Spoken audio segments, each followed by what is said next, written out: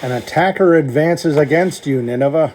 Guard the fortress, watch the road, brace yourselves, marshal all your strength. Nahum 2:1. God is the original general. It should come as no surprise that two of my personal heroes are William Tecumseh Sherman and George S. Patton. They're two of the best generals in American history and, quite honestly, two of the most capable in all of world history. Both were students of history. Both understood what drove their enemies. Both understood what was required to win and were willing to do just that to win.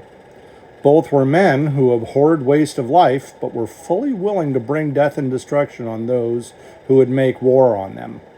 Both embraced tactics, weaponry, and thinking well ahead of their own times, and both believed in God, though Sherman's faith was in no ways public and was mainly shared privately through his family, especially his devoted wife, Ellen. Both generals understood the value of moving against an enemy's entrenched positions, and both understood the value of actions, events, and words. And last, both General Sherman and General Patton understood trolling. Well, in Nahum 2:1, God, through Nahum the prophet, is trolling Nineveh, taunting the unfaithful, unbelieving Ninevites to guard, watch, brace, and marshal forces against a coming adversary.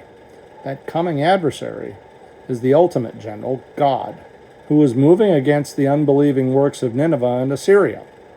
The war of the Lord was both physical and spiritual, because Nahum's prophecy is both a prediction of the physical overthrow of Nineveh and Assyria, and a prediction of the spiritual destruction of those who had offended the Lord of hosts. The same Lord would marshal his hosts against Nineveh, using the invading armies of Babylon and Persia, eventually, to physically overthrow Assyria, and the spiritual army of the hosts of heaven to defeat the rebellion against God that had manifested itself most violently in that empire that was Assyria. When the King of Kings returns, he will return as a commanding general, leading all the armies of heaven, untold millions of warrior angels at his command, to permanently defeat Satan, who once thought of himself proudly as the master of Nineveh. It's up to us now to seek to understand the lessons of what led Nineveh to side with all that was so wrong and adjust our lives accordingly.